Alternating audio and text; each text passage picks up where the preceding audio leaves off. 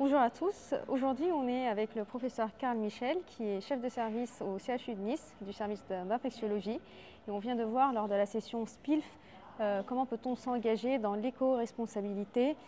Et on voulait savoir et avoir votre avis concernant les 4 piliers d'éco-prescription des antibiotiques au vu de la préoccupation un peu de l'avenir de la consommation d'antibiotiques. Pouvez-vous nous dire un petit résumé de ceci ?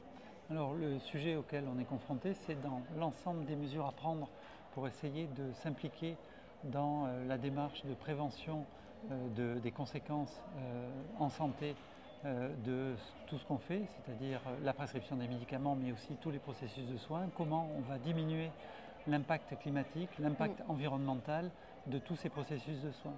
Dans ce cadre-là, l'éco-prescription est une approche qui est une partie seulement de tout ce qu'on peut faire, mais qui va permettre de mieux prescrire, de moins prescrire et de prescrire en essayant d'identifier quelles molécules à efficacité comparable vont être les moins impactantes au niveau environnemental et dans la façon de les donner, comment on va réduire également le coût environnemental de ces molécules.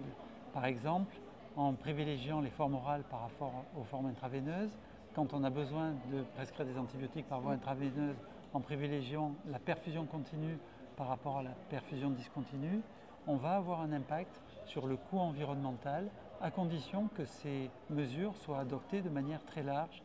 Et c'est pour ça qu'il faut faire de la pédagogie à la fois vis-à-vis des prescripteurs, pour des prescriptions en termes de dose, en termes de durée, en termes de choix de molécules qui soient parfaitement ajustés, mais aussi vis-à-vis des patients pour qu'eux-mêmes adhèrent à cette démarche et qu'ensemble on arrive à atteindre ces objectifs d'éco-prescription qui incluent l'idée d'une déprescription.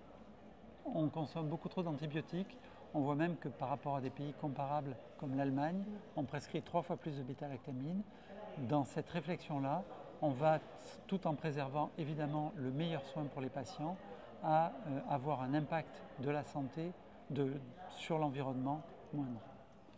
C'est très intéressant comme sujet. On espère pouvoir avancer sur cela. Et restez connectés, suivez-nous sur les réseaux. Merci beaucoup. Merci.